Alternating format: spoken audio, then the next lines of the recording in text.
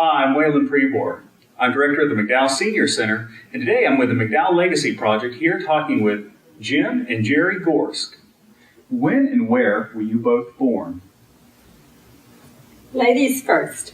I was born in Jones County, North Carolina, in 1935, November 25th, at Cox's Creek.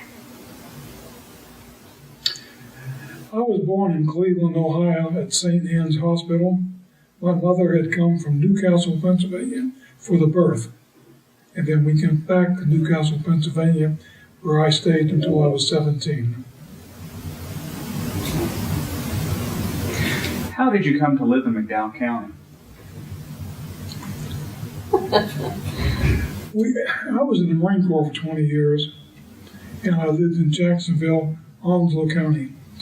And after I had finished my career in the Marines, I taught school at Camp Lejeune Dependent Schools. And then I moved from there to Onslow County Schools and taught there for 5 years.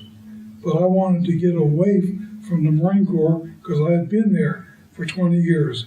So we wanted to move to the western part of North Carolina. So I took resumes around the various counties, including McDowell County, and I was hired to teach school here. So we moved to McDowell County, and we've been here since 1975. Can you tell me some of your earliest childhood memories?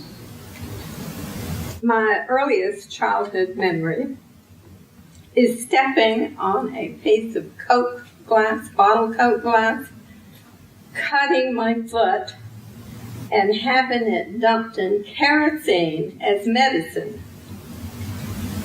That was one of, and I don't go bare feet till today. I understand why. One of my best childhood memories is eating desserts first before dinner with my grandfather. Of course, my mom didn't like that, but I did, and Grandpa did. The earliest memories I have was that my mother had given me to my aunt to raise until I was old enough to go to school. And I remember sitting on the porch with her and swinging in the summertime in my summer clothes. And it was just a really good memory. And then my mother came and got me, and I moved in with her and started school. And I started kindergarten. I have another one I'd like to tell you about. When I was 5 years old, we went to the county fair. By the way, my daddy said, always take the first circus. So if we had an opportunity to go to the circus first in the spring or in the fall, he would say, go to the circus first, because if it's in the spring, you may have enough money to go again in the fall. But if you skip the spring waiting for the fall, you might not get there either. So we did learn to take the first circus. But anyway, at the county fair, we saw this lady on a flying trapeze. I was 5 years old. I said, Lord, I want to do that. Through the years, if I went to a movie, if I went to a circus, if I went to watching television, if I ever saw a lady on a flying trapeze, I wanted to do it. And every time I would say, Lord, I want to do that. 68 years later, when I was 73 in Asheville, North Carolina, I got to do the flying trapeze. And that was the most exhilarating thing. I'll never forget jumping off that bar and grabbing that pole and just swinging out. It was great. Now, how does someone get on a flying trapeze? Can you tell me a little bit more about that? Well, it was a group out of Sarasota, Florida that had come to western North Carolina to let the underprivileged people learn to swing on the flying trapeze. And I heard about it and called them and asked them if I could come. And they told me it cost me $35. And I said, I got $35.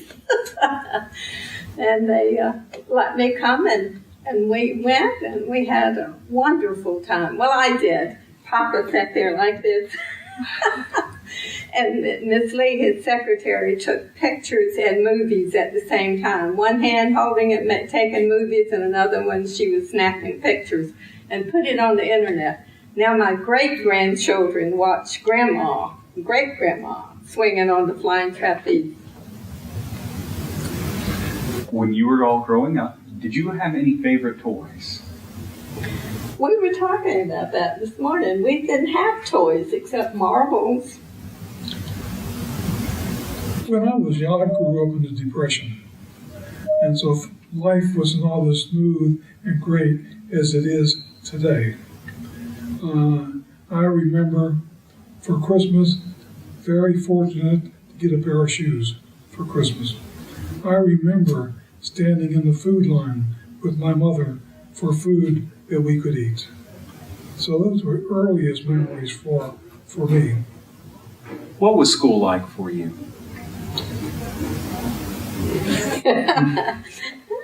Well, my school had fewer than 300, and it was first grade through 12. We didn't have kindergarten then. We had one dictionary about that tall in what we called the library. That sat on a podium, and that was the only book that we had in the library. We did not have, when I finally got to college in like 1970-something, 77, that was the first time I'd seen a biology book. But it was really different. We didn't have organized play. The boys did play some baseball. And we had intercollegiate. The only thing that we had was basketball, but we had to play out on the dirt. We didn't have even a cement platform to play on. How many young adults graduated in your graduation class? 11 in the class before me, and I was one of them because I graduated a year early. The next year there were 6. And the class that I would have graduated in was 7. I would have been 7, but I graduated a year early. Got my 16 requirements and 4 Englishes. That's all I had to have. School was not a really good experience. I went to school. We didn't have toys to play with. We didn't play games in school. And our lunchtime was 1 hour long. And all the kids were turned loose in the playground with no supervision. And the ones who lived close by were able to walk home for dinner. So I struggled through school. It was very difficult. When I got promoted to the 7th grade, I quit school. I had to quit so I could help my mother and go to work. So I did. I took a job, my first job, at 25 cents a day. And I brought my 25 cents home and gave it to my mother to help pay for food. How old were you when you had your first job? 13. 13. Do you want to tell us about how your education changed as you grew up? It really happened in the Marine Corps, because I joined the Marines when I was 17. And about 15 years later, my commanding officer said, I want you to go to a school. It's called the Embarkation School, Preloading Ships on Paper. So I went, and he said, I want you to take the GED. So I took the GED, and I passed it. And then I got to Embark School. You had to know math, and I did not know math. I remember when I first joined the Marine Corps, I was going to take a correspondence course that would help me get through school. And I got a math book, nobody to help me, and I could not understand a word what was going on. So I just put that book in the footlocker and never looked at it again. So when I went to Embark School, they sent me the math classes, and they told me what it was that I needed to know, and I learned it. So, after the GED, I guess I was about 19 years in the Marine Corps, and I signed up with courses at East Carolina. And my goal was, if I can pass this course, I'll take another one. And I will go until such time is I can't go anymore.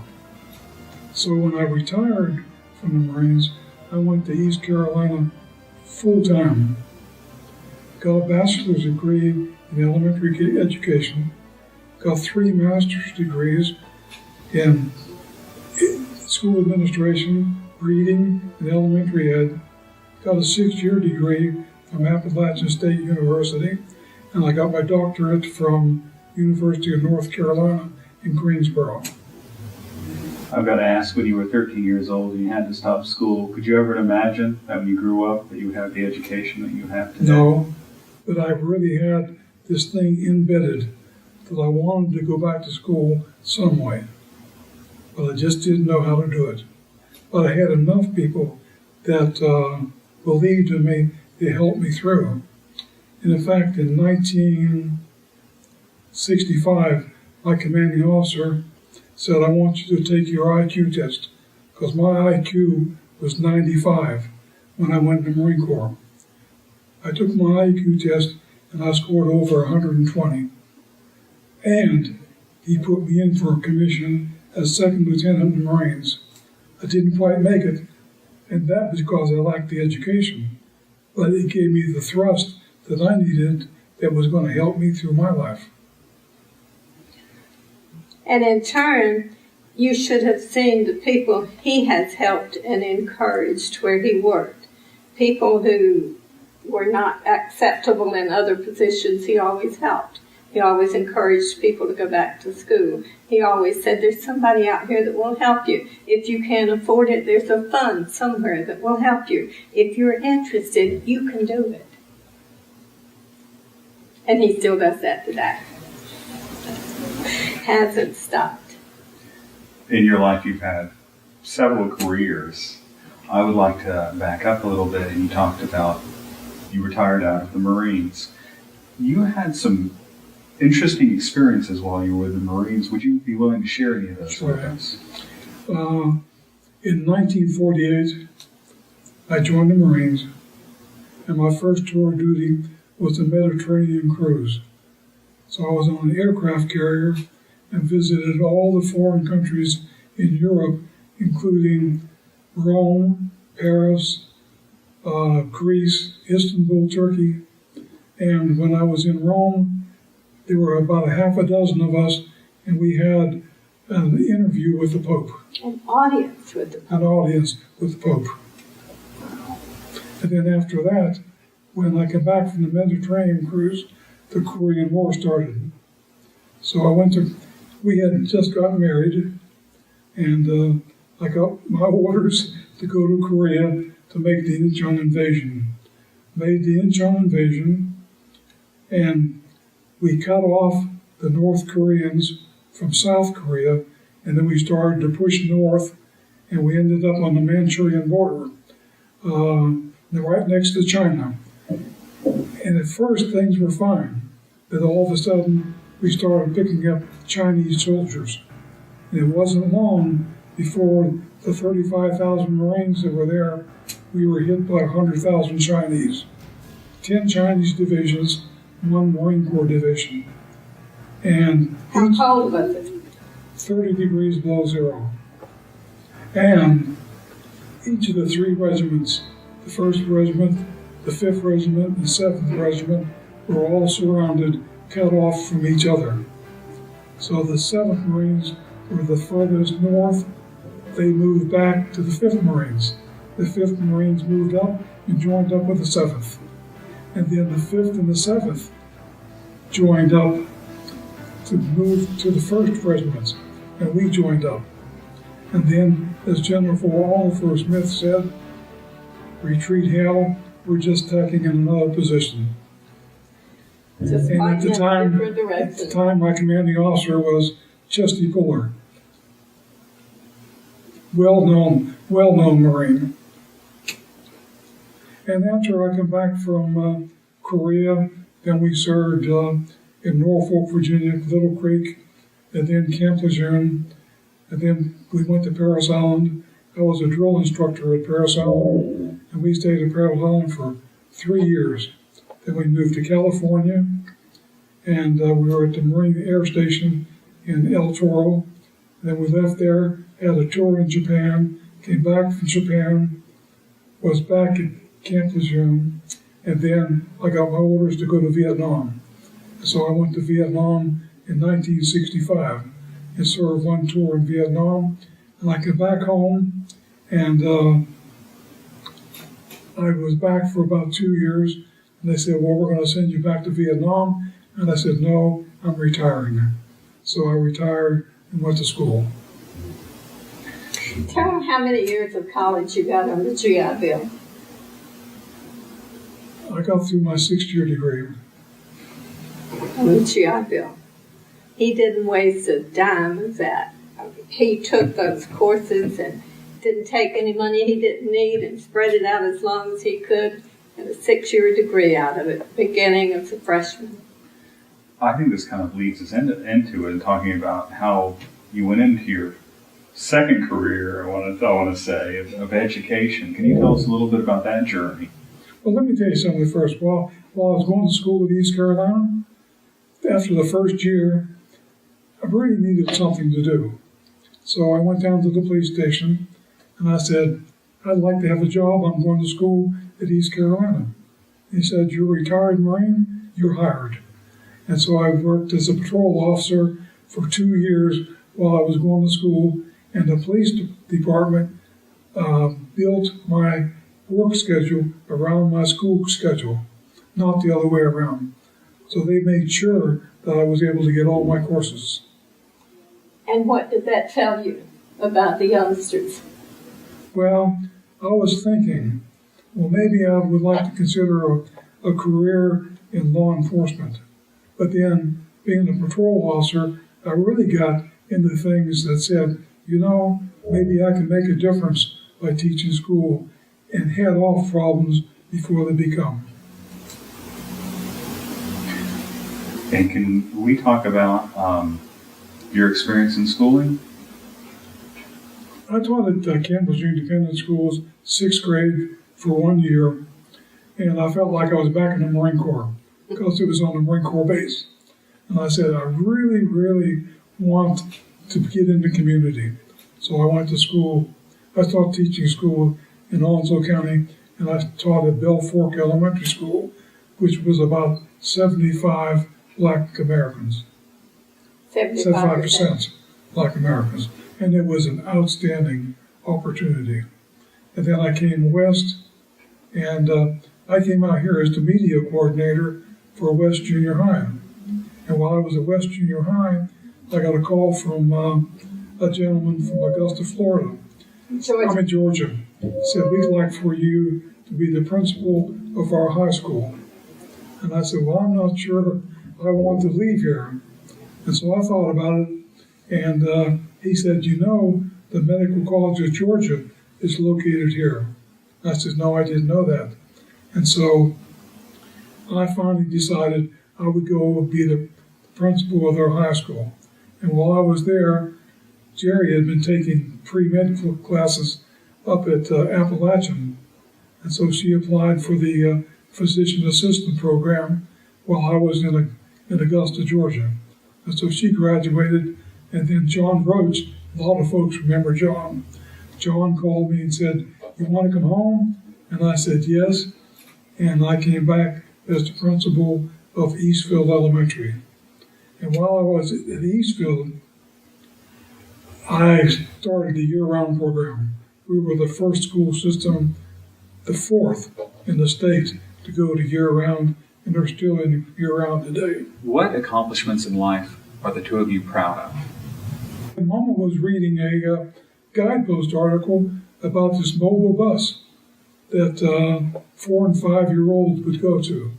So I looked into that and wrote a number of grants. I probably got $500,000 in grants, and we started the McSmiles Program that's still in operation today. That one in Tennessee was Bubba's Bus. A librarian was trying to get book materials to the children. Like when I was in school, the only thing that we had, we didn't have a library or anything, so we looked forward to the, quote, weekly reader. And that's where we learned about the rest of the world. Weekly reader, no television. Papa did the radio, but kids couldn't do that. So this lady in Tennessee wanted Bubba to have some books, and he couldn't get to the library. So her idea was to take the library to him. And so they got the books and started making the circuit. Well, I had volunteered at his kindergarten. Kids cried all day long. I mean, they wanted to go home to Mama. I mean, the first 6 weeks or so, they would just kept crying.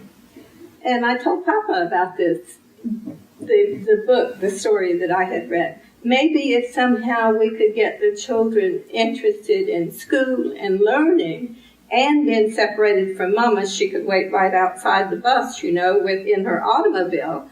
Maybe the kids would be ready for kindergarten when they got there. And so we talked about that for a while, and then he got really excited about the idea and started writing grants and had the buses approved and filled out, and then had the teachers come in, and they were excited about it. And so now the children still meet the bus at different sites in this county. So, twice a week, isn't it? 2 or 3 times a week. And it doesn't depend on their income. Any child can go. And then when they get to kindergarten, these same children don't have any problems at all saying, Mama, bye. Right. And a key thing was that we wanted a program where it would not cost anybody anything. Totally free. And it is today. I mean, the taxes pay for it, but the parents don't have to pay for it. Right. And it also kind of equalizes the playground. Like, we were impoverished. We didn't know we were. There are children here who are impoverished. There are parents here who can take their children to the library and pick up books and take them home. And there's some who don't know to do that. So this bus going out to them has just, it's generated international ideas. In fact, Nevada has one called Cows. Classroom on Wheels. Classroom on Wheels. And there's one of the islands where the Catholic sisters adopted the idea. We went to the governors, what do they call it? Every year the governors meet. And there were several people there that took it back to their homes. And this lady was from the islands. She took it back to the islands, so the Catholic ladies opened that up for their children. It has been a great and wonderful thing to see those children want to learn, and know that they don't have to wait until they get to college to see a biology book. That's the difference. About 15 years ago, the McSmiles Program won the USA Today Innovations in Education Award, first place.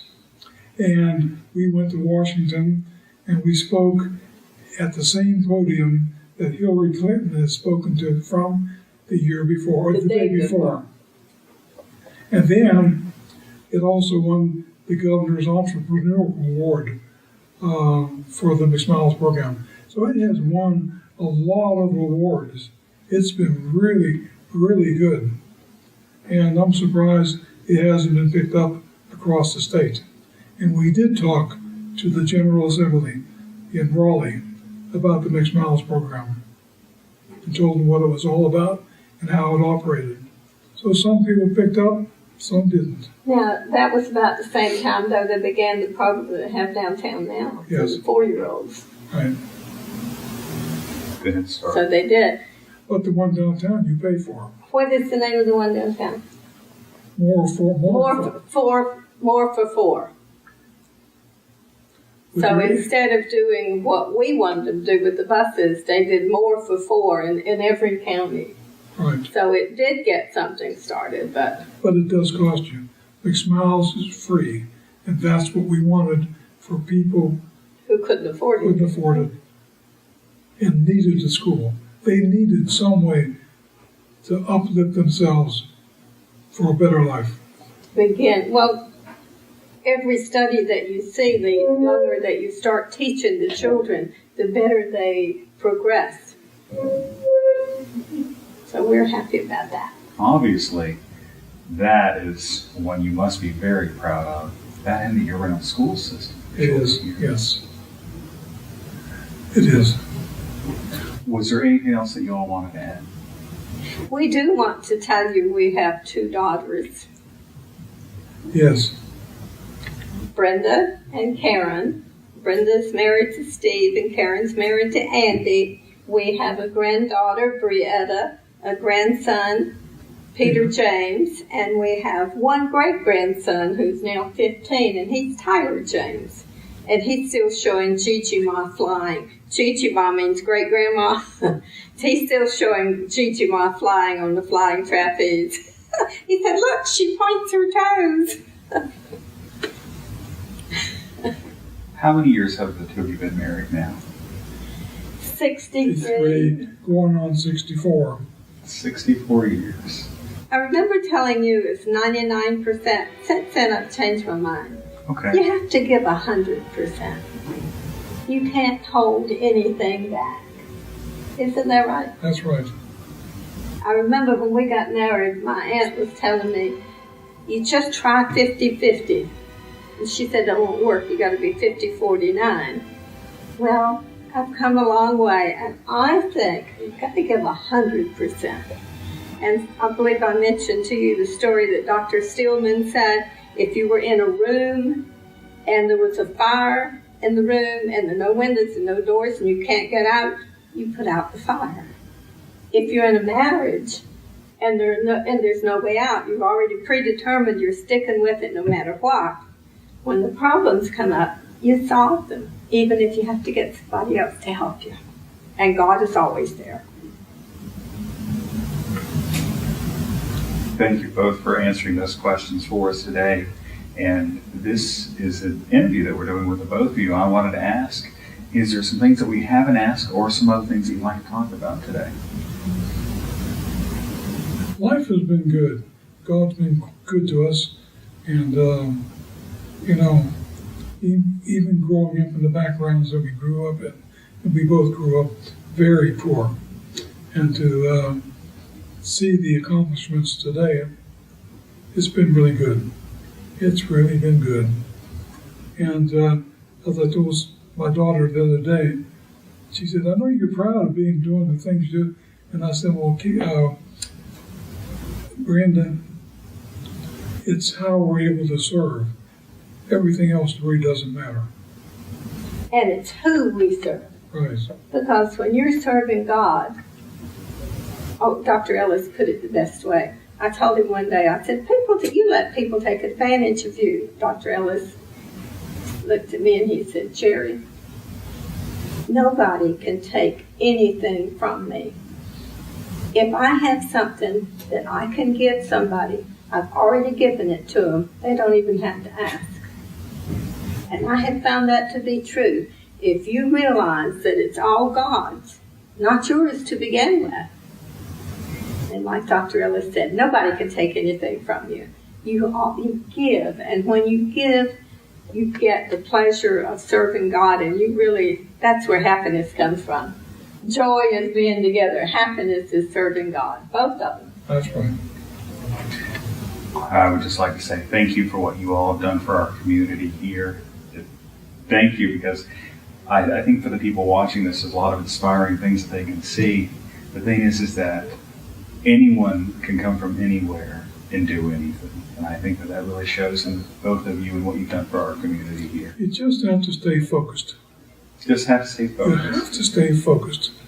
You can't say, well, this is going to slow me down, or this is going to stop me. You've got to have a vision, and you stay focused on it.